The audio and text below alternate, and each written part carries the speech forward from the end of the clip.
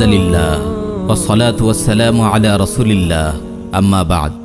দাজ্জালি media, কুফরি রাষ্ট্রযন্ত্র আর জাহিলি সমাজ ব্যবস্থার অভিশাপে আমাদের যুবক যুবতীরা আজ দলে দলে ঝাঁপিয়ে পড়ছে জীবন বিধ্বংসী এক সর্বনাশা অগ্নিকুণ্ডে। এই অগ্নিকুণ্ডের নাম হারাম রিলেশন, অবৈধ প্রেম ভালোবাসা।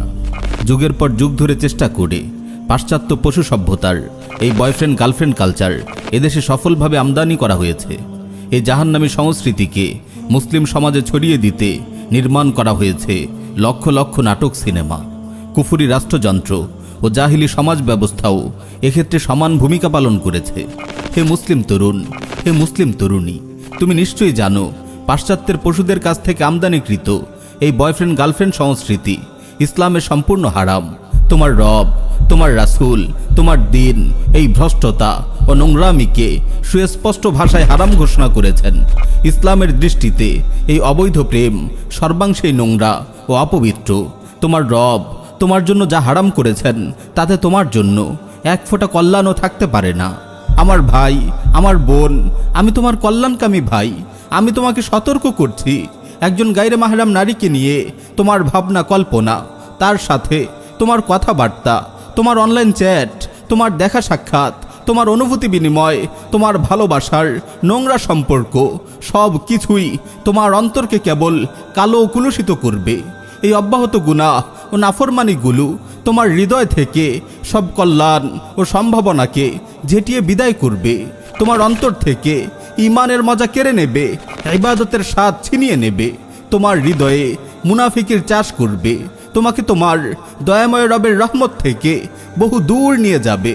যে চোখ দিয়ে তুমি পরনারী দেখেছ, যে আঙ্গুল ব্যবহার করে তুমি তার সঙ্গে চ্যাট করেছ, যেই হাত দিয়ে তুমি তাকে স্পর্শ করেছ, যে পায়ে হেঁটে তুমি তার কাছে গিয়েছ, তোমার এই চোখ, তোমার এই হাত, তোমার এই পা কিয়ামতের দিন তোমার বিরুদ্ধে সাক্ষ্য দেবে। হাসরের ময়দানে আল্লাহ রাব্বুল আলামিন যখন বলবেন, আল ইয়াউমা নাখতিমু আলা আফওয়াহিহিম ওয়া তুকাল্লিমুনা আইদিহিম ওয়া তাশহাদু আরজুলুহুম বিমা কানু ইয়াকসিবুন, আজ আমি তাদের মুখে মোহর মেরে দেব। তাদের হাত আমার সঙ্গে কথা বলবে এবং তাদের পা তাদের কৃতকর্মের সাক্ষ্য দেবে। আমার ভাই, আমার বোন, আমাকে একটু বুঝিয়ে বলো, কোন দুঃখে তুমি হারাম রিলেশনে জড়িয়েছ? কেন তোমার দয়াময় রবের নাফরমানি করছো? তুমি কি বুঝতে পারছো না হারাম সম্পর্কে জড়িয়ে তুমি তোমার নিজের পায়ে কুড়োল মারছো? তুমি তোমার সুন্দর ভবিষ্যৎকে তছনছ করছো, তুমি তোমার নির্মল যৌবনকে নোংরা করছো, তোমার মধুর দাম্পত্য জীবনের সুন্দর আয়োজনকে নিজের হাতেই লণ্ডভণ্ড করছো। আমার ভাই, আমার বোন, তোমার কি হয়ে গেল? অবুঝের মতো আচরণ করছো কেন? এত তাড়াহুড়ো করছো কেন? তোমার সামনে আল্লাহ রাব্বুল আলামিন পবিত্র সম্পর্কের পথ খোলা রেখেছেন, তুমি কেন নিজেকে কন্ট্রোল করছো না? জেনে বুঝে কেন অপবিত্র হারামের পথে পা বাড়াচ্ছ? তুমি কেন বৃষ্টির, ঝর্ণার, সমুদ্রের অফুরন্ত বিশুদ্ধ পানি ফেলে নালা নর্দমার পচা গলা দুর্গন্ধময় পানি পান করছো? বিয়ের মতো উদ্দাম, স্বাধীন, নির্মল, পবিত্র, বিশুদ্ধ, মধুর, স্থায়ী, সুশৃঙ্খল, সুগঠিত, সুপরিকল্পিত হালাল বন্ধন করার আয়োজন না করে তুমি নোংরামি, শয়তানিকে কেন বেছে নিচ্ছ? আমার ভাই, আমার বোন, তুমি কি জানো না ইসলামের বিধান এই বিয়ে একটি পবিত্র ও স্থায়ী বন্ধন। আল্লাহর রহমতে তোমরা দুজন যদি মুমিন ও নেককার হও, তাহলে মৃত্যুও তোমাদের এই পবিত্র বন্ধন ছিন্ন করতে পারবে না। পুলসিরাতের সাঁকো পেরিয়ে জান্নাতের চিরসুখময় বাগানেও তোমরা একে অপরের হয়ে থাকবে। জান্নাতের যেহেতু শেষ নেই, তোমাদের এই মধুর প্রেম, তোমাদের এই মধুর ভালোবাসাও কোনো দিন শেষ হবে না। তাই বিয়ে ক্ষণস্থায়ী দুনিয়ার বুকে চিরস্থায়ী ভালোবাসার আয়োজন। তোমাদের এই প্রেম অমর, এই সম্পর্ক অনন্ত, এই মিলন অফুরন্ত। বিয়ে এই নশ্বর পৃথিবীতে অবিনশ্বর বন্ধনের কল্যাণময় যাত্রা। তুমি অবৈধভাবে হারাম পথে কেন যাচ্ছ? আমাকে একটু বোঝাও তো। তুমি তো একজন বুদ্ধিমান যুবক, তুমি একজন বিচক্ষণ তরুণী, কেন এমন করছো তুমি? আমার ভাই, যে নারী আল্লাহর নাফরমানি করে নিজের মোহময় নারীত্ব ভরা লাজুক সত্তাকে ছুঁড়ে ফেলে হায়া শরমের মাথা খেয়ে নিজের গায়রাত, আত্মমর্যাদা বোধ বিসর্জন দিয়ে নিজের যৌবনকে কুলুষিত করে তোমার মতো একজন পরপুরুষের সঙ্গে অবৈধ সম্পর্ক গড়ে তাকে নিয়ে তুমি জান্নাতে যাওয়ার স্বপ্ন দেখতে পারো? আমাকে বলো, তোমাদের এই অবৈধ পথে শুরু হওয়া প্রেম, এই হারাম ভাবে গড়ে ওঠা বন্ধন কিভাবে জান্নাতের পবিত্র, অমর, অনন্ত বন্ধনে পরিণত হবে? আমার বোন, যে পুরুষ আপন রবের নাফরমানি করে নিজের পৌরুষ ও উন্নত চরিত্রকে বিসর্জন দিয়ে নিজের গায়রাত ও আত্মমর্যাদা বোধকে দুপায়ে দোলে, নিজের যৌবনকে কুলুষিত করে তোমার মতো একজন নারীর সঙ্গে অবৈধ সম্পর্ক গড়ে তুলে, তুমি এমন একজন পুরুষকে নিয়ে জান্নাতের পবিত্র অনন্ত বন্ধন গড়ার স্বপ্ন দেখতে পারো? প্রেমের নামে, ভালোবাসার নামে তোমরা আসলে চাওটা কি বলো তো? তোমরা যদি সত্যি একে অপরকে চিরদিনের জন্য চাইতে, তোমরা হারাম পথে পা বাড়াতে না। তোমরা প্রথমেই বিয়ের রাজপ্রাসাদে গিয়ে উঠতে, রাস্তাঘাটে, হোটেল রেস্টুরেন্টে, পার্কের ঝোপে ঝাড়ে বেহায়াপনায় লিপ্ত হতে না। প্রেমের নামে, ভালোবাসার নামে নোংরামি করতে না।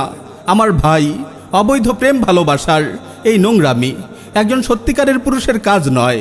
একজন আত্মমর্যাদা বোধ সম্পন্ন সাহসী পুরুষ নিজেকে যোগ্য ও সচ্চরিত্রবান হিসেবে গড়ে তুলে ঘটা করে বিয়ের প্রস্তুতি নেয়।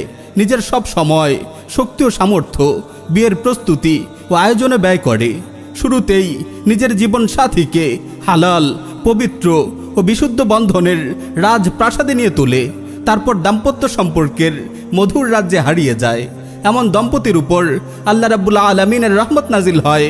তারা একে অপরের যত বেশি কাছে আসে, একে অপরকে যত বেশি ভালোবাসে, আল্লাহ রাব্বুল আলামিন তাদের প্রতি তত বেশি সন্তুষ্ট হন এবং তাদের উভয়ের ভালোবাসার পবিত্র বন্ধনের উপর চিরস্থায়িত্বের সিলমোহর লাগিয়ে তাদেরকে চিরদিনের জন্য জান্নাতের চিরস্থায়ী বাসর ঘরে নিয়ে তোলেন। তাদের পবিত্র প্রেমকে অমরত্ব দান করেন। সুবহানাল্লাহ! তোমরা তোমাদের মহিয়ান রবের কথা না শুনে তোমাদের প্রকাশ্য দুশ্মন শয়তানের কথা কেন শুনছো? আমার ভাই, আমার বোন, দুদিন পরে তোমরা সন্তানের বাবা মা হবে। তোমরা কি চাও তোমাদের সন্তানরাও তোমাদের মতো এমন অবৈধ সম্পর্ক গড়ে তুলুক? তোমরা যদি তোমাদের রবের নির্দেশ মোতাবেক শুরুতেই বিয়ের পথ ধরে অনন্ত প্রেমের বন্ধন গড়ে তুলতে, আল্লাহ তোমাদেরকে নেককার সন্তান দান করতেন। আমার ভাই ও বোন, তোমরা আগামী প্রজন্মের উৎস মুখ। তোমরা যদি পবিত্র হও, নেককার হও, কল্যাণময় হও, আগামী প্রজন্ম পবিত্র হবে, নেককার হবে, কল্যাণময় হবে। তোমাদের আবেগ, অনুভূতিগুলোকে, তোমাদের বন্ধনগুলোকে তুচ্ছ মনে করো না। বিয়ে বহির্ভূত সম্পর্ক গড়ে তোমার হৃদয়ের নির্মল আবেগকে, তোমার পবিত্র অনুভূতিকে যত্রতত্র ব্যবহার করে নিজের যৌবনকে, নিজের জীবনকে কুলুষিত করো না। তোমরা আগামী প্রজন্মের বাবা মা, তোমরা আগামী প্রজন্মের শিক্ষক। তোমাদের দায়িত্বশীল হতে হবে, নীতিবান ও আদর্শবান হতে হবে। যৌবনের তাড়নায়, তারুণ্যের উদ্দামতায় নিজের পৌরুষকে, নিজের নারীত্বকে বিসর্জন দিও না। আমার ভাই ও বোন, পাশ্চাত্যের পশু সভ্যতার বয়ফ্রেন্ড গার্লফ্রেন্ড সংস্কৃতির অনুকরণ করে জাহান্নামের পথ ধরো না। এ পথে গেলে মৃত্যুর পূর্বে দুনিয়াতেই তোমরা জাহান্নামের আগুনে জ্বলবে। পাশ্চাত্যের অসহায়ত্ব দেখো। এই শয়তানি কালচারের কারণে পাশ্চাত্য সমাজ আজ পশু সমাজে পরিণত হয়েছে। তাদের পরিবার ব্যবস্থা ধসে পড়েছে। নারীরা পুরুষের খেলনায় পরিণত হয়েছে। সেখানে যৌবনের শুরুতেই জীবন সাথীর খোঁজে একজন নারীকে অসংখ্য যুবকের বিছানায় যেতে হয়। পাশ্চাত্যের অসভ্য নারীলিপ্সু বয়সরা এত ঘন ঘন গার্লফ্রেন্ড বদল করে যে যেন শরীরের পোশাক বদলাচ্ছে। এই আলোচনা অনেক দীর্ঘ, আজ আমি সেদিকে যাব না। শেষ কথা বলে যাই, আমার ভাই, আমার বোন, যদি একটি পবিত্র জীবন চাও, অনন্ত প্রেম চাও, অবিনশ্বর বন্ধন চাও, সুখময় দাম্পত্য জীবন চাও, নেককার সন্তান চাও, তবে অবৈধ প্রেমকে লাথি মারো। নিজেকে পবিত্র করো, বিয়ের প্রস্তুতি ও আয়োজনে লেগে যাও। নিজেকে পবিত্র করো, বিয়ের প্রস্তুতি ও আয়োজনে লেগে যাও।